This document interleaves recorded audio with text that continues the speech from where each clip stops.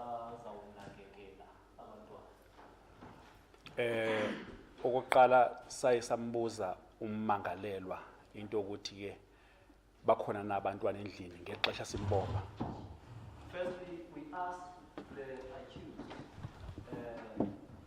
whether there are children in the house or at home during the time when we were arresting him. Watsho waphendula yena waqinisekisa ukuthi ke bakhona, kwaye umbuzo walandela kwaba ukuthi ke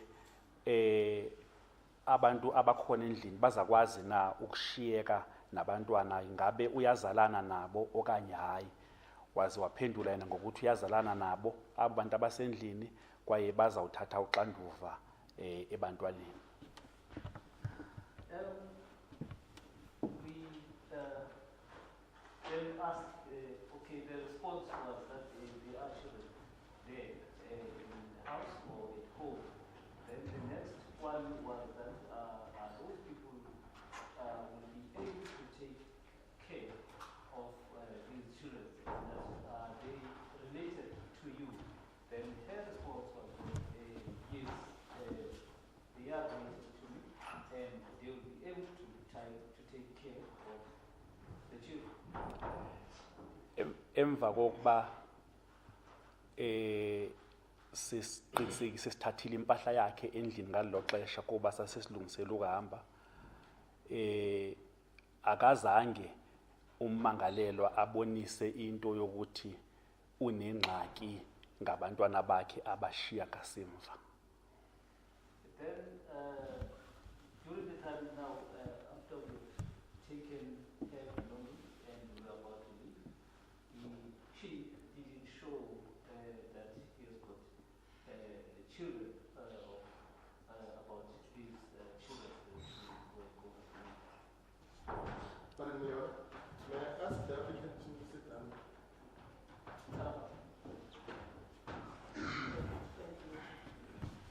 Let's move on to the next issue. There was an issue about the passport. The accused does not have a passport. Okunye ngumba we-passport. Akanayo i-passport ummangalelwa.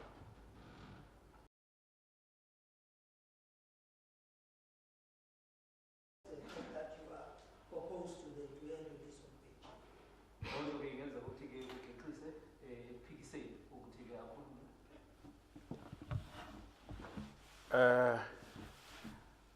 Kumba we-passport angiqinisekanga ngoku, anginalo ulwazi lokuthi ke unayo noba akanayo na. Okokuqala nje Firstly, in the issue of passport, I am not sure whether she possessed a passport or not. okwesibini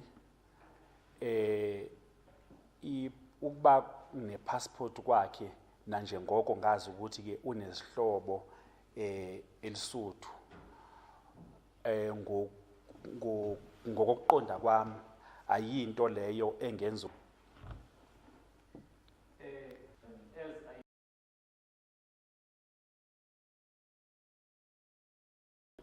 that's not the thing that I can say that she must be released on bail.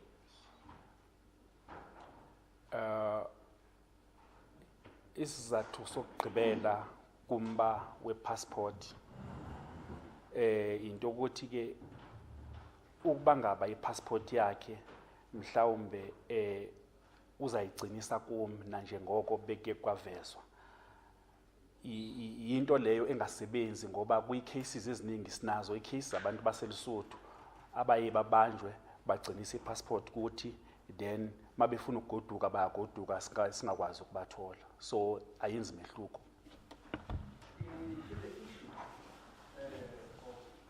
Handing over the passport, it doesn't work because we do have cases where accused or is accused, they do hand over the passports to us.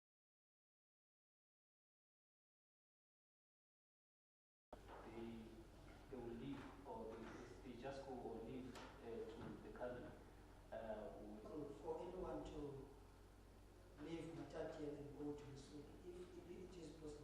how do they do that without a passport? Kungenzeka ukuthi ke umuntu asuka kumatatile ayesuthu enza passport. Uba kunjalo kungenzeka ngoluphi uhlobo? Ewe, kungenzeka. It is possible. Kwi-borders zaseLesotho indlela yokungena nendlela yokuphuma ayikho phansi kolawulo. Abantu baseLesotho bayangena eSouth Africa bengenazo ipassport. Abantu base-South Africa bayaya eLesotho bengadlulanga kwigate ekufanele bakudlule kuyo. So into leyo engekho kwi-control yethu konke konke. The Lesotho borders, at Lesotho borders there is no control. People from Lesotho, they come and they go to Lesotho and they come from Lesotho without passport. And people from South Africa, they pass and they go to Lesotho without passport. So that is not under our control. And there's another issue. You asked that you spoke to the applicant's employer. Did you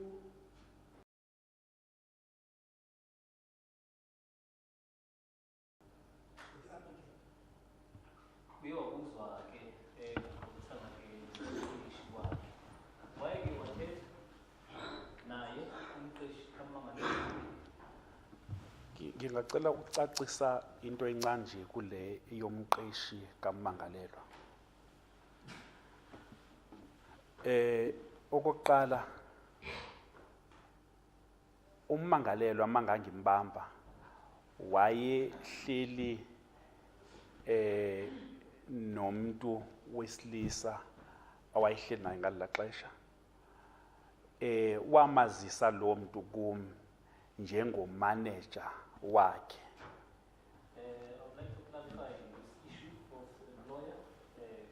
During the time when I was arresting the accused, she was seated with a male person and she introduced that male person as the manager. Anginokuyiqinisekisa ncam into ukuthi kwakungumqeshi ngoba kokuqonda kwami ukhona umehluko phakathi komqeshi kwakunye nomanager. So ngiyayihoxisa lento yokuthi kwakuumqeshi wakhe lwa ngoba ke akhonto engaye ngayiqinisekisa engqina into ukuthi ungumqeshi ngalelo xesha. I will not confirm that particular person was the employer because there is a difference between the employer and the manager. In that sense, I withdraw the statement that one was the employer because there was nothing or there was no proof that that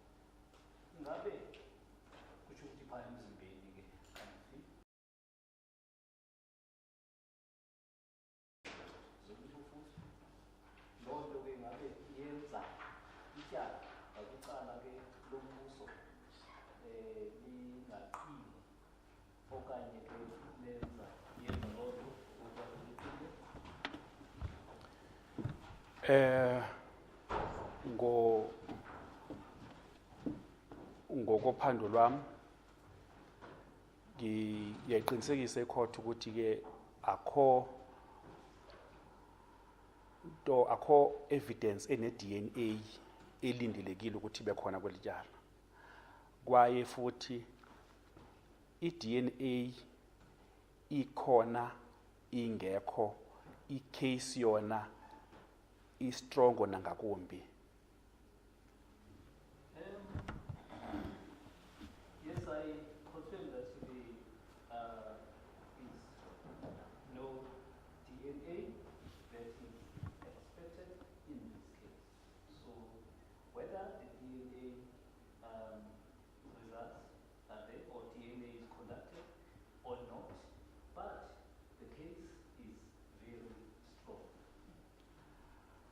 Worship, I will go for the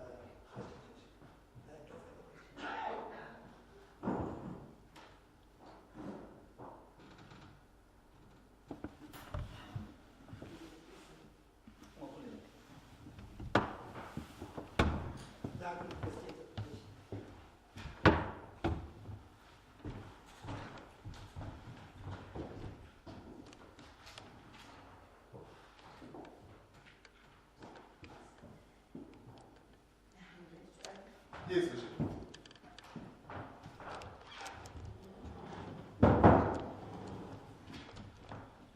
Your Worship, indeed, in the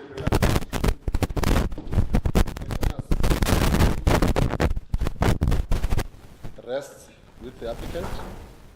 Kwinyaniso okokuba ke kwisicelo sebail uxanduva uqinisekisa uxhomekeke kulowo ufake isicelo. And to be precise, Your Honor, and exact, Section 60, subsection 11A of the Criminal Procedure Act demands that the applicant in a bail application which falls under Schedule 6 should adduce evidence to show that there are indeed exceptional circumstances which permit his or her release on bail. Ewe-ke isisigaba somthetho sinombolo 60 siyachaza okokuba ke umangalelo okanye ke umfaki isicelo ke okanye lowo ofuna ukuthi ke akhululwe ngebail kufanele ukuthi ke aveze futhi aqinisekise ke ukuba ke iimeko ezingaqhelekanga ke zikhona ezingenza ke ukuba ke akhululwe ngebail. Up until today, Your Honor, no court has exactly stated that these are the exceptional circumstances. Kuze ke kuzothi ga namhlanje ayikho ke inkundla eke yabheka kwacaca ukuba ke nazi ke imeko ezingaqhelekanga. There are quite a number of cases, Worship, where different exceptional circumstances have been accepted by courts. Zamatyala ke aliqela ke apho ke iimeko ke ezingaqhelekanga ziye ke zamkelwa, ezingaqhelekanga ezahlukahlukeneyo ziye zamkelwa ke. The first case, Worship, I want to refer the court to is the case of State Visas Branches. Branches is BRUINJIES.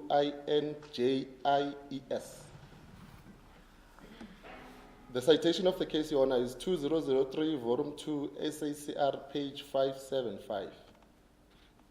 It's a Supreme Court of Appeal, Your Honor. It was stated, Your Worship, I'll not go into the facts of the case, but only the principle which was raised by the case. It was stated that what is exceptional cannot be defined in isolation from the relevant facts.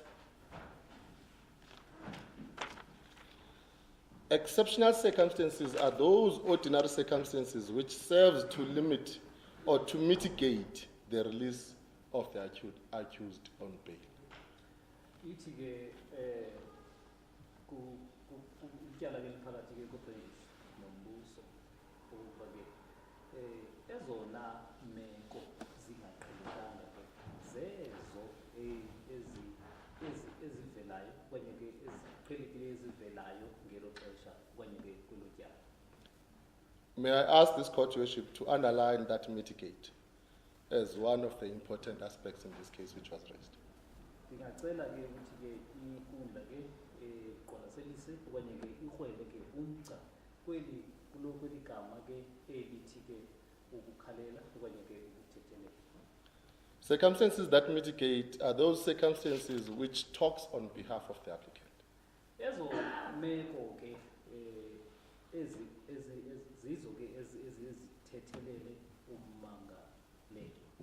We know for a fact, Worship, in the normal practice when one is going to be sentenced, mitigating factors are brought forward, and I believe that the mitigating circumstances or mitigating factors are also considered in pursuance of each judgment of each court.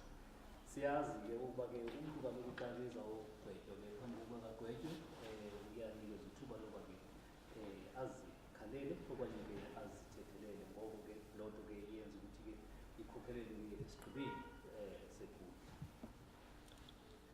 Further mitigating factors are those circumstances that would persuade the court to make a different decision from another, I would suggest. Kanti futhi ezo zinto ke umuntu azithethela ngazo ziye zenze ukuba ke inkundla ithathe isigqibo ke esingafani nakwelinye. Another case, Your Honor, is the case of State versus Rudolph. Rudolph is RUDOLPH. Citation, it's 2010, volume 1, SACR, page 262.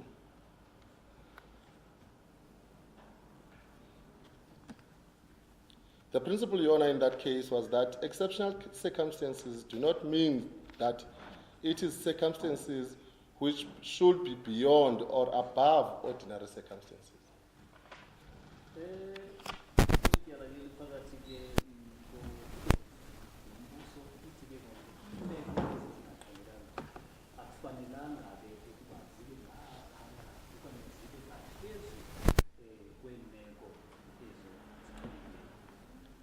In clear terms, Your Honor, it means that we can't expect the accused or the applicant to come with circumstances that show a goat giving birth to a cat, which is something that has never existed.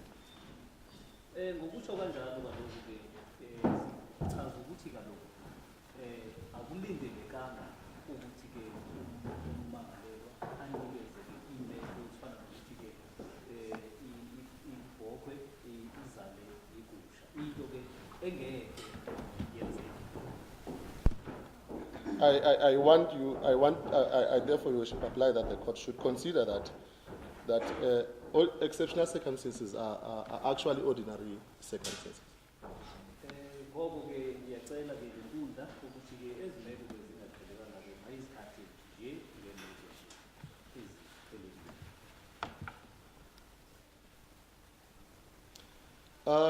Your Honor, there are also there's another case of State versus Jonase. Just want to get the correct citation here. It's 1998, volume 2, SSCR, page 677, Your Honor.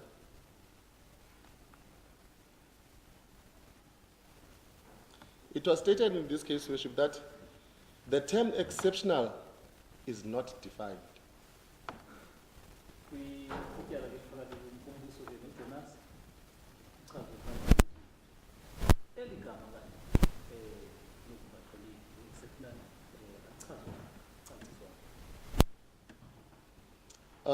It was further stated that where a man is charged with an offense committed under Schedule 6, when everything points to the fact that he could not have committed the offense, e.g., that he has an alibi, that would likely constitute an exceptional circumstance.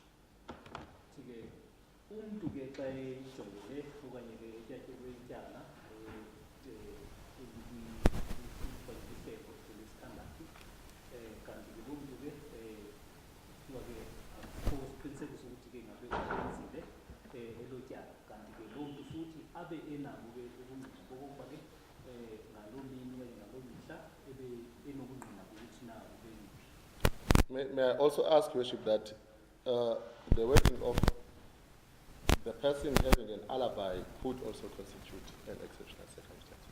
Lord ke uthi umuntu kabeke nokuvela ukuthi ke ebeyiphi ke Lord futhi nayo iyaba ke lento leyo ingaqhelekanga.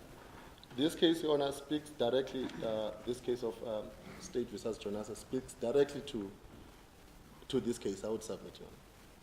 Ngingatsho ukuba ke ebyala ke phakathi kombuso noJonase lithetha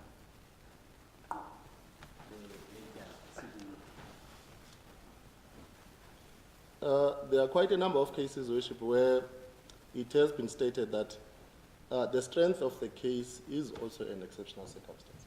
aliqela ke amatyala ke apho kuchazwa ukuba ukuqina ke kwetyala loo nto ke iba yimeko engaqhelekanga. There is a case of State versus Botha, it's 2002, volume 1 essay, page 222, it's a Supreme Court of Appeal.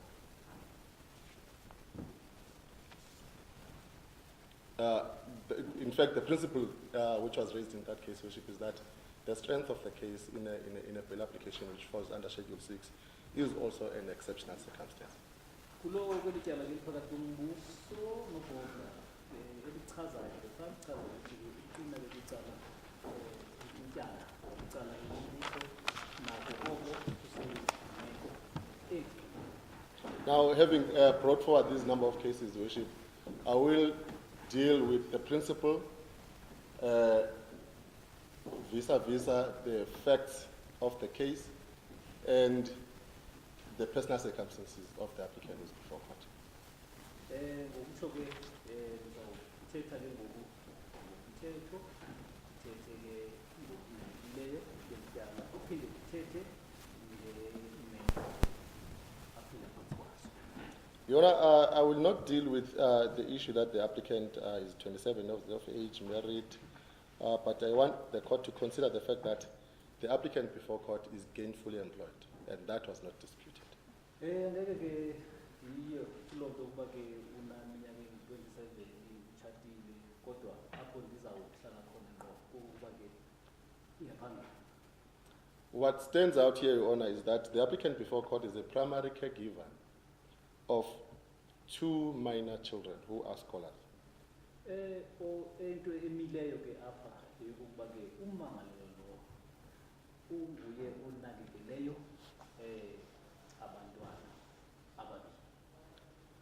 It wasn't disputed, Your Honor, during his, her cross-examination, even by the evidence of Mr. Ponta, that these 2 are actually minor children, and they are staying with the applicant who's before court. Ayiphikiswanga ke loo nto nangomcuphi kuphila kuBotha okokuba abo bantwana bancinci ndawo behlala nabo bancinane futhi ke basafunda.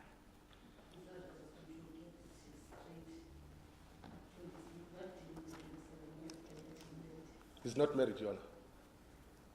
She's not married. Not married. Yes.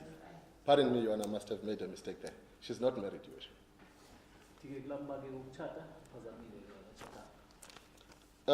Your Honor, I'm really puzzled with the evidence of Mr. Ponta, Your Worship, specifically with this issue of these children, where nowhere during the cross-examination of the applicant it was put to her that when you went to collect your clothes, we interviewed the cousins who were there, and they showed that they do not have a problem with keeping the children.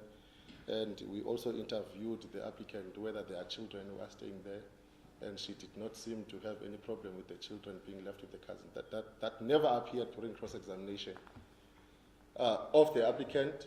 It never appeared in the examination chief of Mr. Ponta. It only appeared after re-examination, which was an afterthought, according to my belief.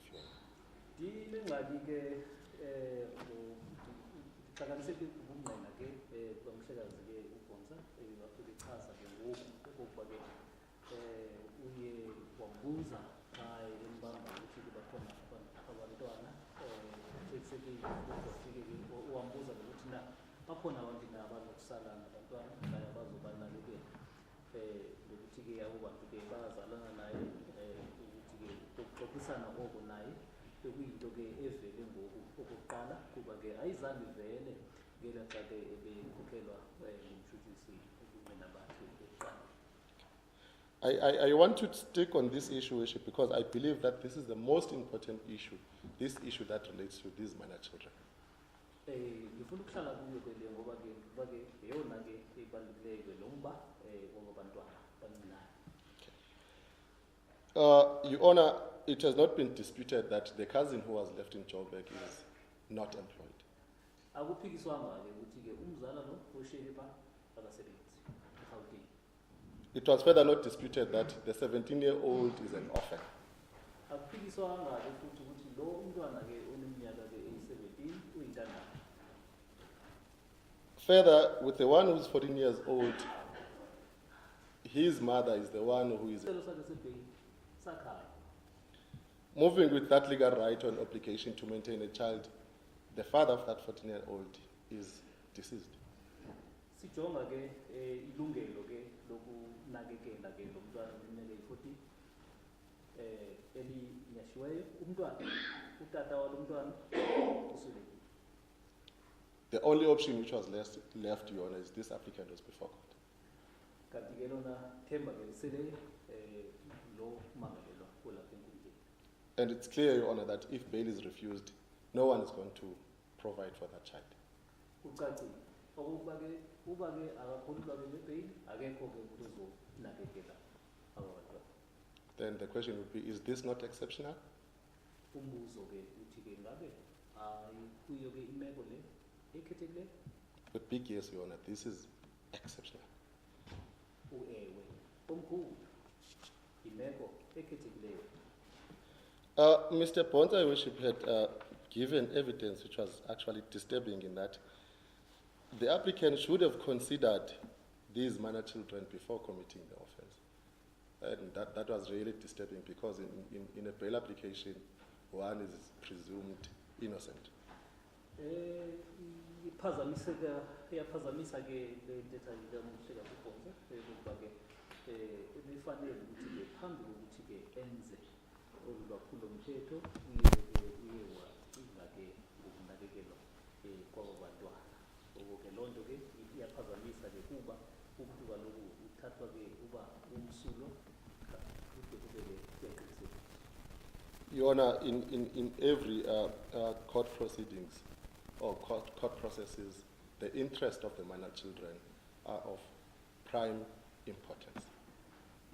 Kwinkundla ke imeko okanye imeko ke